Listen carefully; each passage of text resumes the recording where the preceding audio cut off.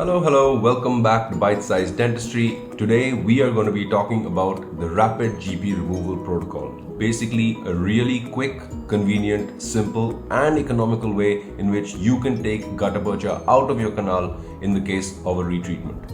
Let's get started. Basically, the core of retreatment depends on four things.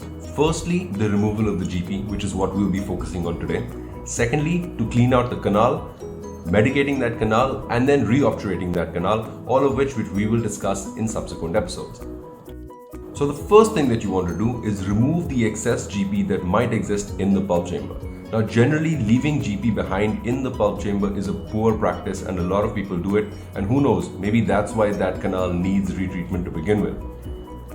What you want to do is to expose the orifices so that you can see the dentine as well as a central GP in the center, which will give you a nice place for you to notch in the subsequent steps.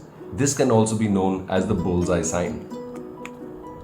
Step 2. Use a Gates-Glidden drill or a GG3 to expand the orifice. Now, this is especially useful if you are going to be using rotary files to remove the GP, which is what I'm going to be describing in this video. And it is especially useful if the previous obturation that was done or the previous RCT that was done was not done by rotary. So basically, you're going to have a very tight coronal dentine, and if you directly enter with your rotary files, there's a lot of risk of fracture. So what you want to do is use your Gates-Glidden on a medium speed, angle it into the canal with very light apical pressure, and you'll have bits of GP flying out, but it'll give you a nice gutta percha surface visible for you to make a notch for your next entry. Step 3. Now what you want to do is fire up your rotary files. Do not use RC prep, because what the file needs to do is generate heat against that GP, which will plasticize that GP, it'll melt it a little and allow your file to progress apically and pull the GP out.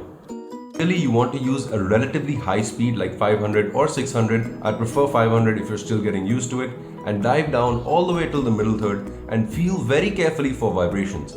If you feel a lot of vibration in your file suddenly developing, then your file is probably touching the dentinal wall, and what you need to do is get out, because retreatment files are not really meant for shaping dentine, they're meant for removing gutta percha. 4. Now, if you've used your retreatment files well, you will see that most of your GP would have come out, maybe sparing the apical third.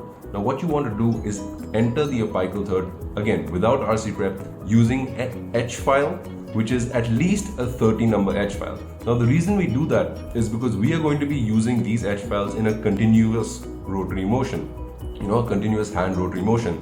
And we do not want these small files like a 15 or a 20 or a 25 file to fracture apically and get stuck in the GP, because that just complicates things further. So start with that 30-number file, see how far you can go apically. If you see that it is getting bound apically, then you can go subsequently to a 25 and a 20, but you have to go with the widest file first. All of this instrumentation does generate a lot of heat as well as a lot of debris, so what you want to do is consistently flush your canal with saline or with hypo. Avoid using EDTA, because that makes the walls soft and makes your canal more susceptible to ledging or perforation, which is not what you want when you're already doing a retreatment, which has a lower degree of success than a conventional RCT.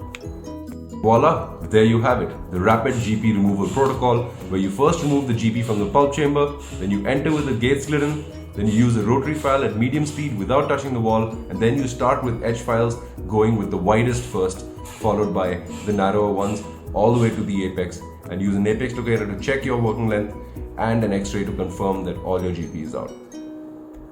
I just want to say thanks for all the support, the encouragement, and all the kind comments that have been coming directly to me as well as on all the platforms. It's been really great. I hope you guys love this video and keep tuned for the next video next week. Have a nice day, and don't forget to be awesome.